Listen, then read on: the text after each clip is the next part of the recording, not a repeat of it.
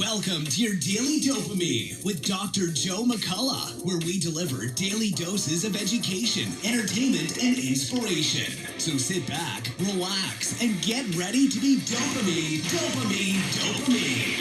Oh,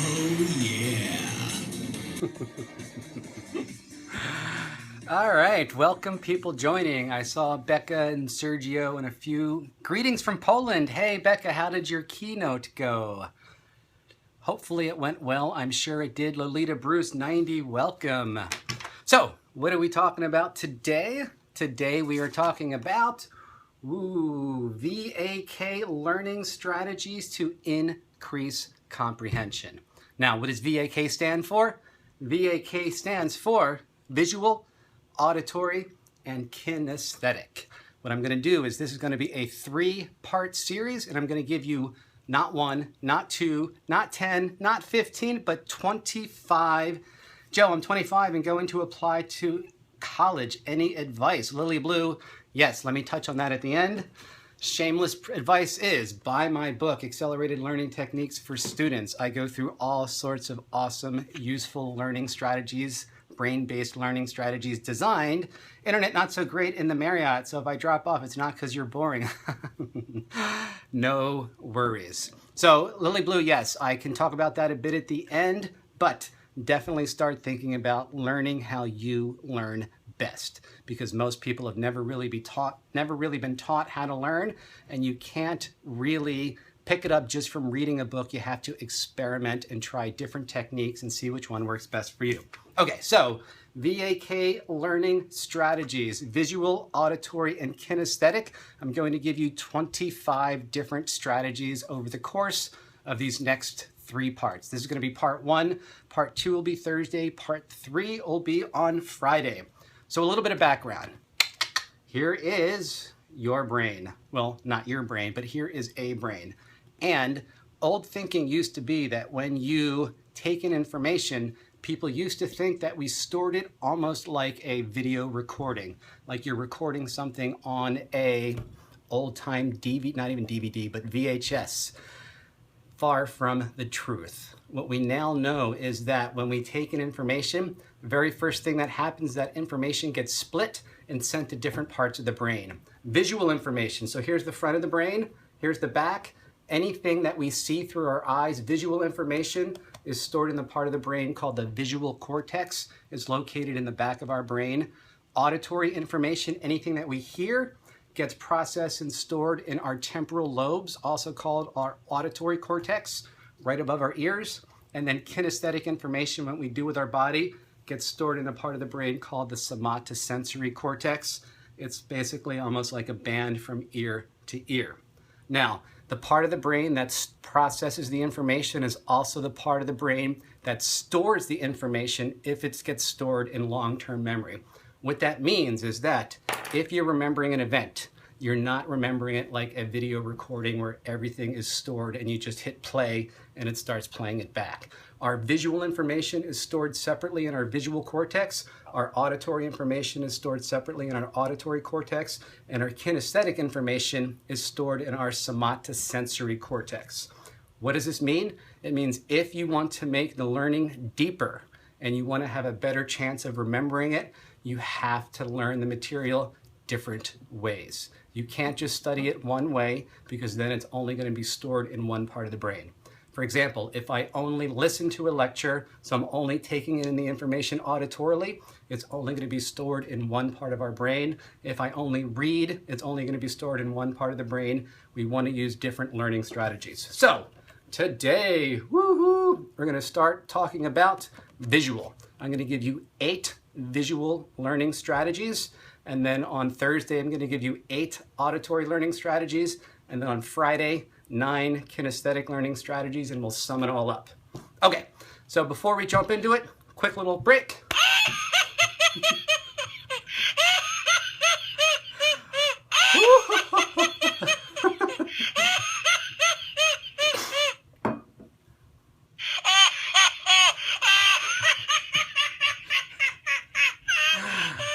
I haven't been using these, but I bought these a while ago. It's just a fun little thing, and actually lately I've been throwing these into other instructors' classrooms as a kind of little laugh bomb. Joe has lost the plot. I haven't. All right, we're back. VAK Learning Strategies. Let me give you 8 visual learning strategies. So the very first one is mind map. Now, I'm not going to go through this in detail. I will probably do an entire series on mind maps, but let me show you a couple of examples. Let me turn this around. Okay, so a mind map is a very visual way of representing data that's very brain friendly. Generally, what you're doing for a mind map is you're starting with the main concept in the middle, and then you're drawing connecting concepts. But what you're doing is you're drawing them, you can use pictures, but you are, in essence, branching off from the main concept using lots of color, lots of images. And what happens is this is a very brain-friendly way of remembering information. Can I put the camera up a little bit? Let's see how that is. Okay, so another example is how to create a mind map. So here's actually a mind map about how to create a mind map. You want to use lots of lots of colors, group ideas and thoughts that are related. I would recommend using the same color. And what you're doing is different topics you can actually branch off. And the whole goal of mind maps is to review the material in a very brain-friendly way. So if you want to get more information, just do a Google search of mind maps. I did one right before we started and came up with 900,000 different sites dealing with mind maps. I hate to actually just presenting information without explaining it in detail, but you could spend hours and hours talking about mind maps. It's a really brain-friendly way of taking in information. Now, I wouldn't recommend taking notes using mind maps because it does take some time, but it's a great way of reviewing the information. That's all. The answer is yes for today. I'm just doing some strategies. I will do a future series on mind maps. 2, sit where you have a clear view of the teacher. Now, people that are primarily visual learners can get distracted easily with visual distractions. So think about sitting where you have a clear view of the teacher. Think about sitting in the front row. If you're somebody that sits in the back row, ask yourself why. And in fact, oh, laugh out loud, you meant only 900,000 sites. Yeah, I just did a quick search. You could probably find more than that. There's actually been some interesting studies about how well students do compared to where they sit. And numerous studies have shown that the farther you sit closer to the front, in general, the people tend to do better. So I tell my students, if you're sitting in the back, really think about why are you sitting in the back? Is because you want to text or do something instead of paying attention? Think about sitting in the front. 3, I was the guy who always chose the back. Yes, so Rock, why did you always choose the back? Good question. I sit in the back because I'm shy. Oh, there you go. I'll touch on that later, Sergio. But think about moving to the front row. There's less visual distractions. You're closer to the teacher. You're going to be less distracted by people sitting around you. 3, take detailed notes using lots of color. Visual memory is our strongest memory. About half of our brain's resources are spent processing and storing visual data. So if you want your information to be memorable, you want it to stand out, you want to use lots of colors. I recommend my students use one of those Bic pens with red, blue, green, and black ink and take notes using lots of colors. Let me show you a quick little slide. So this is a page of notes from a recent talk I gave. And look, let me see if I can zoom in. Look how boring that is to look at. Now this is before I added color. Let me show you what my notes look like after I added some color, some images. Now I know you can't really see the text, but for me, I have my own specific color coding anytime I'm presenting fun shops or information. So for me, anytime I use red, that's indicating some kind of group activity or partner share. Yellow, this is indicating for me specifically which PowerPoint slide I'm going to show. Green, I actually indicate the specific music I'm going to be playing at a specific point in the workshop. I have blue, anytime I'm referring to a handout, it's in blue. And like here, this is a picture of Homer trying to remember something. This reminds me that in this specific part of the fun shop, I'm going to do a memory test. So you may not be able to add lots of color during class. So what I recommend to the students is, as soon as you're done class within the next day, review your notes and add color, add images, make your notes memorable. One of the most boring things you can do is look at a page, just one color, full of words, no pictures, no color, anything like that. Okay, so again, the first three, visual strategies, mind map. Use a mind map. 2, sit where you have a clear view of the instructor. 3, take detailed notes using lots of color. Visual strategy number 4, use a highlighter when reading. I'm going to try this. I'm 51, a writer, and never thought of this. Great. These are really, really great techniques. So use a highlighter when reading, but you want to highlight sparingly. And this is something that I'm not good at. I tend to highlight a lot, and then when I review the material, I underline what I highlight, and then I add color. I tend to highlight too much. What you want to do is highlight sparingly, only the key phrases, that key concepts that when you review, you don't want to be reviewing the entire chapter, just a few specific key phrases. And in addition to using a highlighter, sometimes I just use one of those big pens, and I'll underline certain things in one color that are related, different things that are related in another color, and so on. 5, review pictures, graphs, and diagrams. I know a lot of students that when they're reading a textbook, they tend to just skim over any picture, any diagram, any chart, and just read the text. But we are visual learners. As they say, a picture is worth 1,000 words. Think about really starting to pay attention to any diagrams, any pictures, any charts. They represent the data very visually, and we tend to remember pictures much better than we remember words. Okay, and then 6, summarize the material using charts, pictures, diagrams, graphs, and so on. So if you're reviewing for an exam and taking notes, really think about starting to add some kind of pictures, diagrams, charts. Think about creating your own pictures, diagrams, and charts. Because if you can represent the information visually, it's going to be that much more memorable to you. Okay, 2 more. Visual strategy number 7, use multimedia such as videos and animations. I do this a lot in my physics classroom. I love to show interesting videos, interesting animations, and we are a very visual society right now.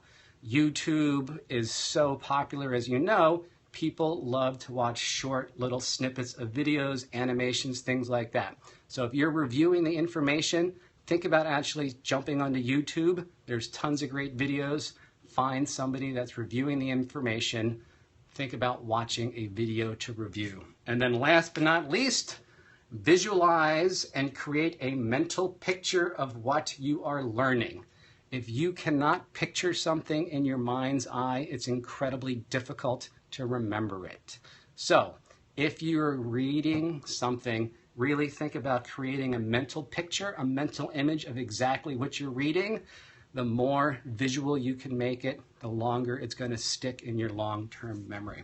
Okay, let me do a quick little summary, and then we will be done for today. Or to manifest it, yes. And in fact, that's a great topic for a scope, is how to put this. I'd love, actually, at some time I'm going to talk about the, what's that movie where you're trying to, The Secret. So, yeah, let me not go off on that. But if you can visualize something and hold it in your mind's eye, what's going to happen is you're going to start to notice people, places, circumstances that are going to help you get what you want. Okay, so VAK Learning Strategies. Today, I was reviewing 8 visual learning strategies. Keep in mind that I would love to hear you and discuss that with you. Great, Rock, let's communicate. Check me out on Twitter, send me a message, and we can talk. Your scopes are always so interesting. Lily Blue, thank you so much. So I was talking about 8 visual strategies. The key point is we store visual information, auditory information, and kinesthetic information in different parts of the brain. So if you want to learn something and make that learning deeper and have a better chance of remembering it, you want to use some visual strategies, some auditory, and some kinesthetic. What I went through today is 8 different visual strategies. Let me review them, and then we will be done for today. Strategy number 1, use a mind map. I didn't really go through exactly how to do mind maps. Do a Google search. There's hundreds of thousands of sites. 2, sit where you have a clear view of the teacher. If you're in a class, think about sitting in the first or second row. If you're going to a training, think about sitting near the front. In general, a lot of studies show that the farther back a student sits, the worse their grade as they move closer and closer to the front of the classroom. In general, they tend to learn more. Now, it could be self-selecting that the better students tend to want to sit up front, but it could also be because the farther back you're sitting, the more distractions there are, the easier it is for you to get distracted. 2, or 3, take detailed notes using lots of color. If you take notes without any pictures and only using one color, it is so boring for your brain to look at. Think about after class spending 10-15 minutes reviewing your notes, adding color, adding images, adding pictures, things to make your information stand out. 4, use a highlighter when reading. However, you want to be sparing with your highlighter. Don't highlight everything, only the most important things that you really want to remember. 5, review pictures, diagrams, graphs in your textbook, whatever you're reading. Don't just skip over graphs and pictures. Think about actually using them as a really good study tool. We tend to remember pictures better than words. 6, now summarize material using charts, pictures, diagrams, graphs, things like that. How many times, if you're rewriting your notes or writing notes to study from, do you use pictures, diagrams, graphs? A lot of people, not very much. Think about starting to incorporate more pictures, graphs, diagrams into your notes. And then the last but not least, 2 more we've got. Use multimedia such as video and animations. We are very, very visual learners in general. The more videos and animations you can use, there's just something about movies and animations and videos tends to stick. And then last but not least, visualize and create a mental picture of what you are learning. If you can't make a mental picture of it in your mind's eye, it's really hard for you to remember it. Okay, well, that is it. That was easy. That was easy. Thursday, I'm going to go through 8 auditory strategies. Friday, I'm going to go through 9 kinesthetic strategies and do a quick little review.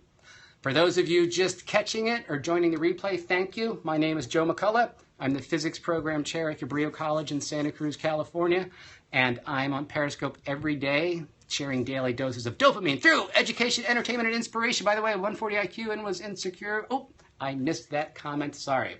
So if you're not following me, follow me. I got some awesome scopes in the future. And if you are following me, thank you. Rock Writer, you are so welcome. Okay, my name is Joe. It is Tuesday night, well, Tuesday evening. And Sergio, you are very welcome. It's Wednesday, tomorrow. I'm doing my weekly series, Ask a Physicist Anything. And then on Saturday, I'm going to show you some amazing physics using liquid nitrogen. I have ADHD. You can actually train yourself to have more focus. A lot of ADHD, some of it is actually caused by different things with the brain, but a lot of it is just the fact that we've never actually trained ourselves to focus for 15-20 minutes at a time. You can double the amount of time that you're focusing intently by practicing it. And there's something called the Pomodoro technique, where you study intently for 25 minutes with no external distractions. You actually use a timer, put it to 25 minutes, get rid of Facebook, get rid of your cell phone, study intently for 25 minutes. I was put on Ritalin and Desoxyn. You know, I actually taught in a boarding school right out of undergraduate, and we had something like 30% of the school's population was on Ritalin because apparently 30% of them had ADHD. I think a lot of that was overdiagnosed. You're 51 now. So you've obviously done well with it. Well, not well with it, but I think that you can not use drugs and still get a lot of the benefit of training your brain to be more focused. I've struggled since. It's BS. No. BS that you don't have ADHD or... So, Rock, I think we should actually talk offline at some point. But yeah, I'm not an expert at ADHD, but I do know that a lot of times Ritalin is overprescribed for people, and there's lots of evidence showing that meditation and actually working on your focus can have tremendous benefit. I would appreciate that. Okay, look up ADD neurotraining. Yes, there's actually some pretty cool biofeedback that they're doing with students, where you can hook your brain up to a biofeedback which measures brain waves. And the way this works for students is, and they do this with little kids, it's a video game, and they're trying to like fly a plane and move it up and down by controlling their brain waves and getting into a more relaxed meditative state. And the more they do that, the more they can actually start to train their brain to get into that optimal state. Okay, well, I didn't mean to go off on ADHD. Anyway, my name is Joe. I'm here every day. Tomorrow I'm doing Ask a Physicist Anything weekly series, and then on Thursday and Friday we'll pick back up on VAK Learning Strategies. All right, that is it for today. One more time. That was easy. Woohoo! I will catch you all hopefully tomorrow, if not later this week. Thank you and have a great Tuesday.